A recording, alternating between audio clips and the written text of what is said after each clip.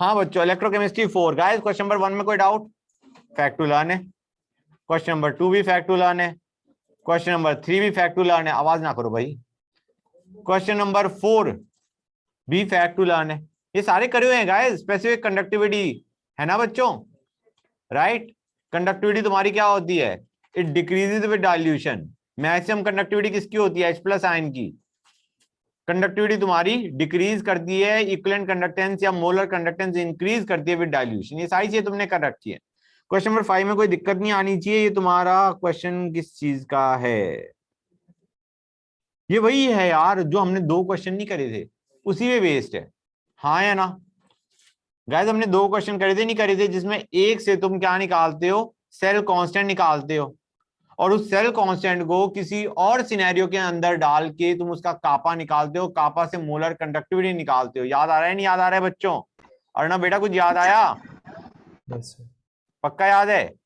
जैसे हमें रेजिस्टेंस दे रखी है और स्पेसिफिक कंडक्टेंस कापा दे रखा है, वहां से तुम्हारा सेल कांस्टेंट निकलाएगा। सेल कांस्टेंट दे रखा है हमें, और हमें रेजिस्टेंस दे रखी है ऑफ अ डिफरेंट सॉल्यूशन, तो हमारा उससे कंडक्टिविटी निकलाएगा। सेल कांस्टेंट और कंडक्टेंस या रेजिस्टेंस से हमारा क्या आ जाएगा? कंडक्टिविटी आ जाएगा, और कंडक्टिविटी से हमारा मोलर कंडक्टिविटी आ जाएगा।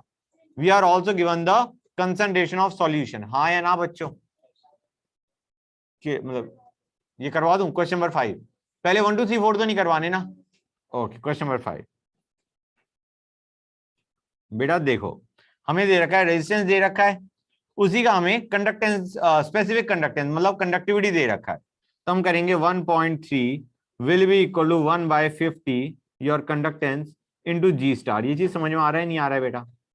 Your cell constant, your conductivity is equal to conductance into cell constant. ये सेल कांस्टेंट है हमारा ऑफ द सेल।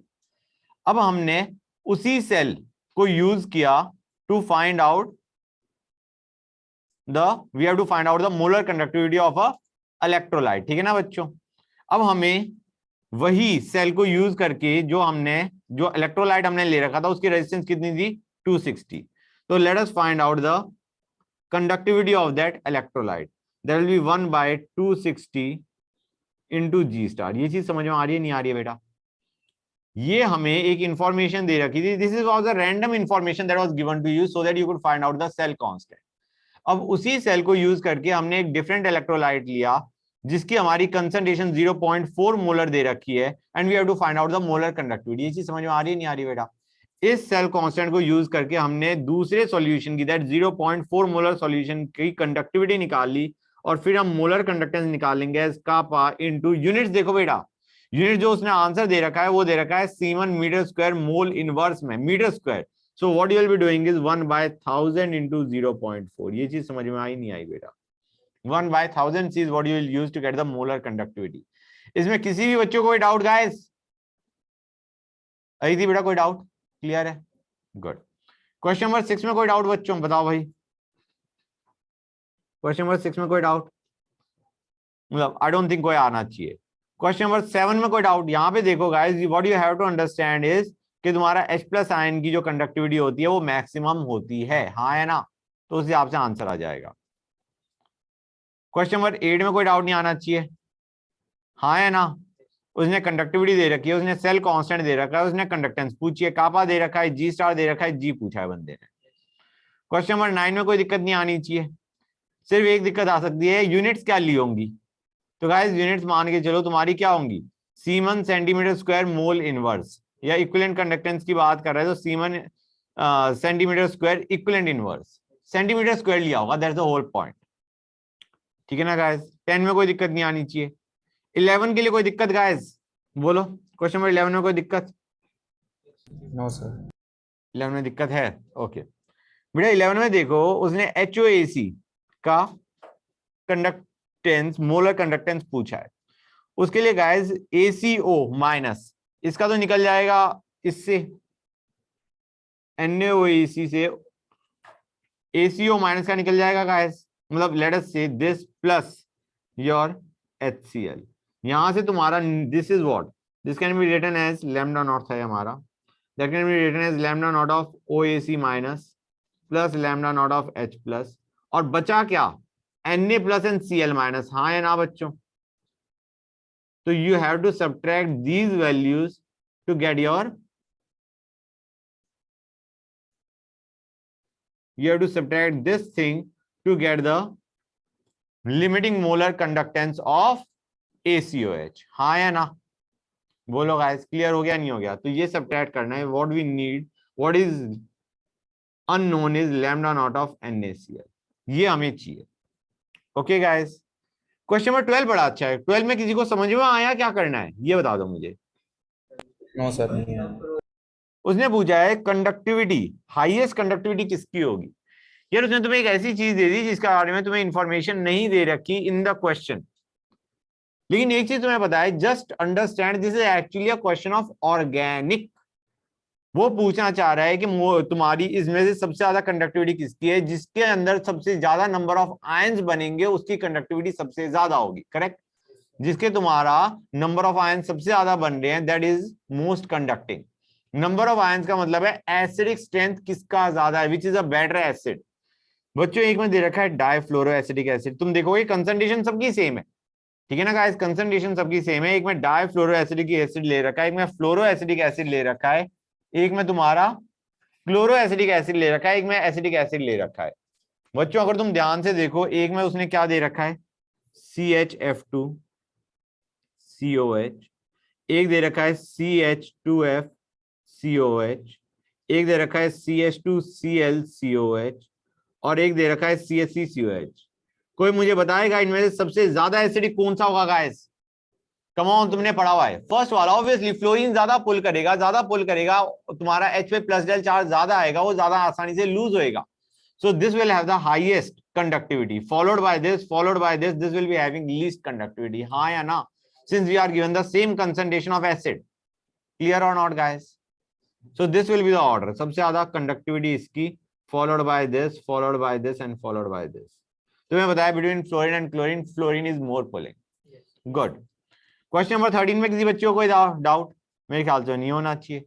उसने सेल कांस्टेंट दे रखा है, रेजिस्टेंस दे रखा है, कापा निकल जाएगा, कंडक्टिविटी निकल जाएगा. Conductivity into 1000 by n will give us the equivalent conductance. हाँ या ना? Good. Question number 14 guys, again ये उसी पे बेस है जिसपे अभी तुम्हारा कौन सा क्वेश्चन था guys, question number 5. Question number 5 जिस पैटर्न पे बेस्ड था उसी पे तुम्हारा क्वेश्चन नंबर 14 बेस्ड है. किसी को करवाना है तो बताओ बच्चों. सर इसमें एक प्रॉब्लम आई थी कि इसमें बोल. 0.2 मोलर ले यहाँ 0.02 ले. Yes sir. कोई बात नहीं, वो क्वेश्चन गलत दे रखा है, उनमें दोनों वैल्यू सेम होनी चाहिए. I think you should take 0.2. Yes sir, गलत आ रहा था. नहीं, गुड. It should be 0.2. 0.02 वो अलग कैसे लेंगे, एक ही लेना चाहिए. क्वेश्चन नंबर 15 में कोई डाउट गाइस? मेरे ख्याल से कुछ नहीं होना चाहिए. फैक्ट टू लर्न है गाइस. तुमने देखा हुआ है कि तुम्हारा जो कर्व होता है that is linear for strong electrolyte. हाँ है ना? Yes sir. Yes sir. Question number 16 में दिक्कत आनी चाहिए because you don't know coordination compound. What you don't know is the structure of the complex. Okay guys, तो बच्चों मैं यहाँ पे मैं तुम्हें बता दूं, पहले वाला है PT डायमीन. डायमीन का मतलब है NH3 पे 2 और Cl2. This is your first. अभी ये मत पूछना कि सर हमें ये कैसे पता चलेगा, जब तुम कोऑर्डिनेशन कर चुके होगे इसमें कोई दिक्कत नहीं आएगी. मैं तो अभी तुम्हें स्ट्रक्चर बना के दे रहा हूं and then I will ask कि किसकी हाईएस्ट मोलर कंडक्टिविटी होगी. ठीक है बच्चों, let me go on to the next one. CO NH3 4 Cl2 Cl. Next पे आते हैं FeCN6 K4 and last will be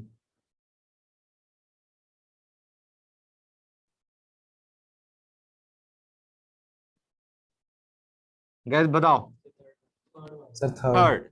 Correct. It will have highest molar conductivity. It will release maximum number of ions. Correct. Good. That's it. Question number 17 में कोई दिक्कत नहीं आनी चाहिए guys, है ना? क्वेश्चन नंबर 18 में भी ऐसे मेरे ख्याल से कोई दिक्कत नहीं आनी चाहिए. 19 में आनी चाहिए. 19 is a very nice question बच्चों. Actually it is a type of question जो कि तुम्हारा मतलब इट इज अ टाइप. इस टाइप के क्वेश्चन आ सकते हैं and how to solve them, try to understand guys. उनने हमें एक सॉल्यूशन दे दिया, एक और सॉल्यूशन दे दिया. They have given us two solutions, एक ही रेजिस्टेंस R1 एक ही रेजिस्टेंस R2. हमने इन दोनों को मिक्स किया. जब हमने मिक्स किया, पहली चीज guys we mix equal volume, हाँ है ना, इसकी वॉल्यूम v थी, इसकी वॉल्यूम v थी, इसकी वॉल्यूम 2v हो गई। क्लियर है गाइस? पहली चीज, डू यू रियलाइज गाइस कि वो बंदा पूछ रहा है conductance of the mixture in the same conductivity cell. ठीक है बच्चों, सेम कंडक्टिविटी सेल का मतलब समझ रहे हो गाइस, जो तुम्हारा सेल कांस्टेंट है वो सेम है। ठीक है ना, गुड। अब बच्चों सबसे पहली चीज क्या है, कंडक्टेंस एड अप, करेक्ट। भाई अगर तुम दो सॉल्यूशंस को मिक्स करते हो तो उनके जो दोनों आयंस हैं, मतलब now you will have more number of ions, more will be the conductance, हाँ है ना। मतलब कंडक्टेंस ऑफ मिक्सचर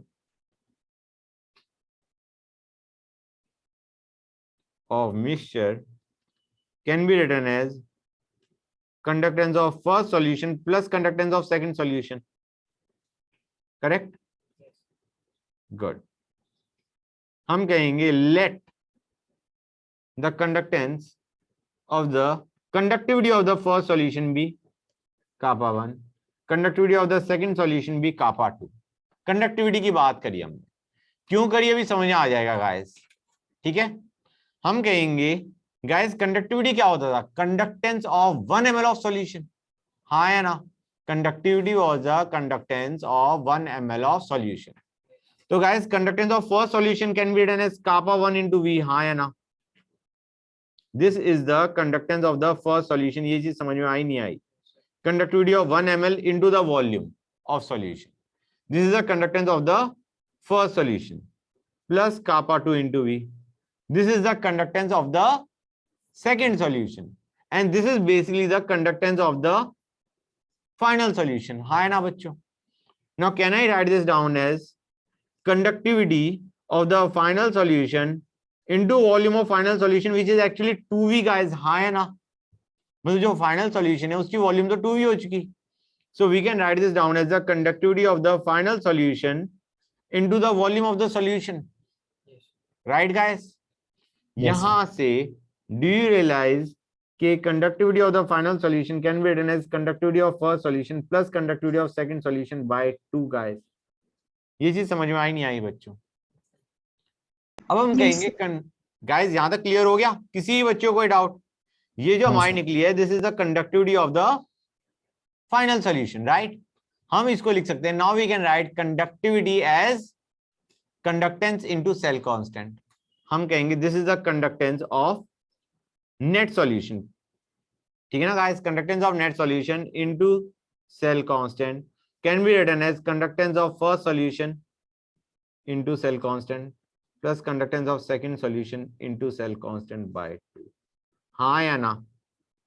बेसिकली हम कहेंगे conductance of final solution can be written as conductance of first plus conductance of second by 2। Clear है guys? अब इसको ये समझो, ये चीज क्या कहना चाह रहा है, मतलब ये क्या कह रहा है। हम ये कहना चाह रहे हैं भाई, जब तुमने जो तुम्हारी ओवरऑल कंडक्टेंस आ रही थी, this conductance of first solution plus conductance of second solution which was your net conductance, ये जो नेट कंडक्टेंस थी it was in 2v volume. हमने सेम सेल को यूज करके हम कंडक्टेंस निकालना चाह रहे हैं, सेम सेल के अंदर we are trying to find out conductance. ये जो हमारी कंडक्टेंस आई थी बेसिकली तुम्हारी क्या बच्चों, k1v प्लस k2v, हाँ है ना बच्चों। ये जो हमारी नेट कंडक्टेंस आई थी this was actually for 2v volume, we want the same v volume में कंडक्टेंस, हाँ या ना, because we have got the same cell. Clear और नॉट गाइस? सेम सेल है तो हमें सेम वॉल्यूम के बीच में we have to find out कितनी कंडक्टेंस है, that is why we divided by 2। अगर तुम ध्यान से देखो, समझ में आ रहा है नहीं आ रहा है बच्चों?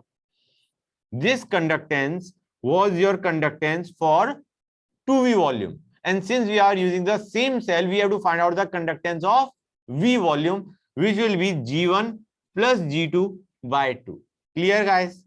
मतलब अगर तुम इस चीज को क्लियरली समझ गए हो तो I think it is very nice. Now we can simply say कि g1 क्या आ गया, 1/2 बाहर रख दो, g1 can be written as 1/r1, g2 can be written as 1/r2। उसने पूछा था conductance of the final solution, it is given by this. By chance वो रेजिस्टेंस ऑफ फाइनल सॉल्यूशन पूछ रहा होता तो इसको हम 1/r कर देते और हमारा r की value would have given us the resistance of the final solution made by mixing the two solutions जिनकी इक्वल वॉल्यूम हमने मिक्स करी थी, हाँ या ना गाइस? क्लियर हो गया? किसी भी बच्चे को कोई डाउट यहाँ पे बोलो गाइस? ये हमारा स्टैंडर्ड तरीका है of solving this type of questions. ठीक है बच्चों, बोलो ये चीज क्लियर हो गई हर एक बच्चे को कि यहाँ पे जो हमारी कंडक्टेंस थी, फिर से समझा रहा हूं मैं, यहाँ पे जो हमारी कंडक्टेंस निकल के आई that was the conductance of 2v volume, जो हमने पहले निकाला kappa 1 into v plus kappa 2 into v, that was the conductance of the 2v volume solution. We need conductance of v volume guys, हाँ या ना, क्योंकि that is the amount of solution present in between the two electrodes in the conductivity cell. इसलिए हमने क्या कर दिया kappa मतलब G1 into G1 plus G2 by 2, because we need it in V volume. V volume में conductance कितनी है, it will be G1 plus G2 by 2, that is your G of the resultant solution, conductance of the resultant solution G1 plus G2 by 2। फिर हमने G को basically 1 bye R रख के we got our expression. किसी बच्चे को doubt?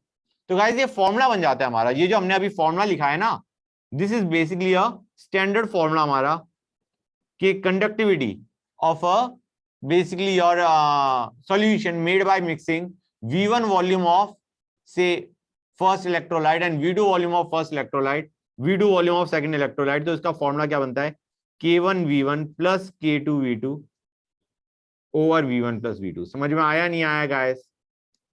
अरे ये क्या हो गया, this is a formula that you have got. और अगर तुम इसको देखो ये कोई नई चीज नहीं है, V1 plus V2 into final conductivity is giving us the conductance of the overall solution is equal to conductance of first solution plus conductance of second solution. तो guys this is a basic formula that you have got to remember when you are finding out the, basically अगर तुम्हें conductance निकालनी है resultant solution की, या तुम्हें resistance निकालनी है रिजल्टेंट सॉल्यूशन की using the same cell, this is the formula to use. किसी बच्चे को कोई डाउट यहाँ पे? बोलो गाइस। अरे ऑनलाइन वालों में से भी बोलो भाई। नो सर, कोई डाउट नहीं। Okay, let us go on to question number 20। 20 भी अच्छा है गाइस। 20 अच्छा इसलिए है कि तुम्हारा K2SO4 दे रखा है। यहाँ पे भी एक ऐसी इंफॉर्मेशन है which I did not tell you guys, but now you will realise it. K2SO4 में हमने BNOC ट्वाइस डाला है। समझ में आ रहा है नहीं आ रहा है बच्चों? किसमें क्या डाला गया है? K2SO4 में हमने BaNO3 ट्वाइस डाला, it will give us BaSO4 plus 2KNO3, हाँ या ना?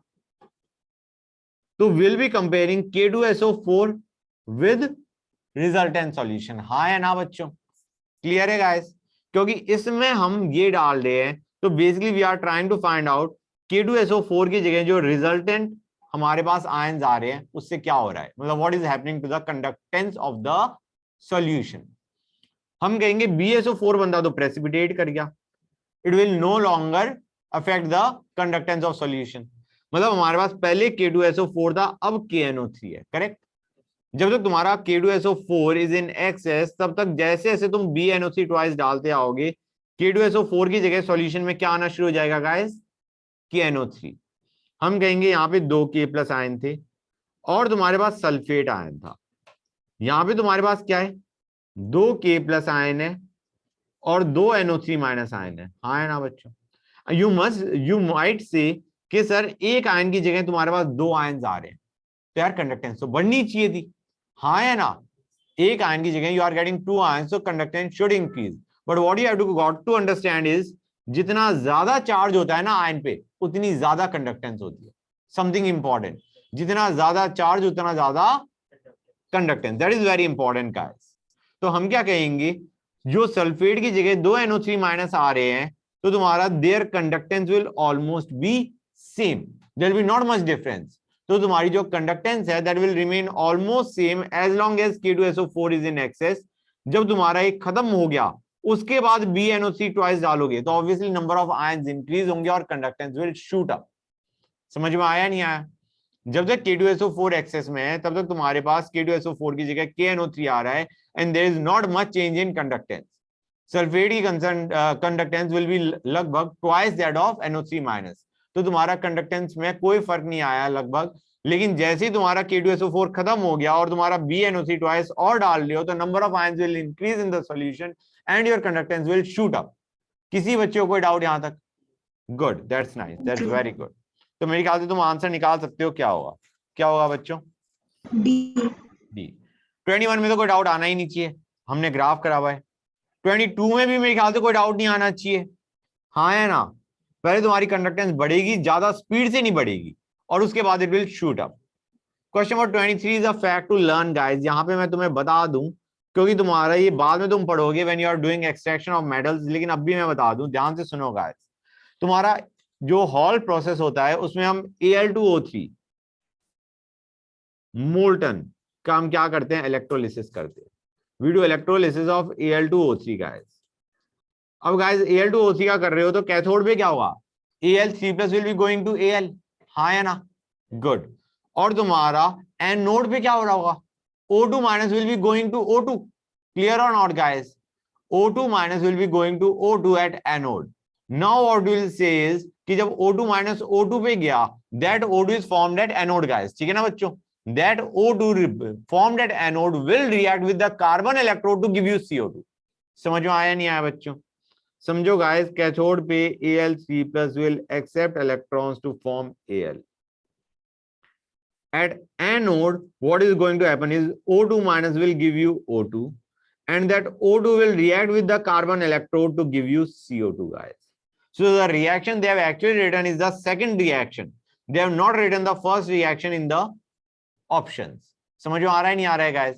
They have just written C+O2 giving CO2. That is kind of correct, but it is not complete.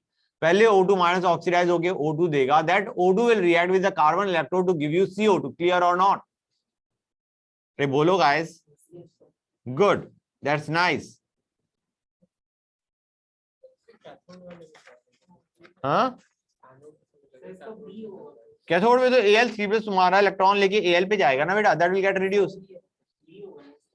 हाँ, ऑप्शन बी होगा, option B will be the correct option guys. बच्चों समझ में आ गया? Your electrochemistry is done now guys. There's no more questions to be done, no more theory to be told, and you are done with your electrochemistry part. अब तुम्हारा test होगा guys बस, ठीक है?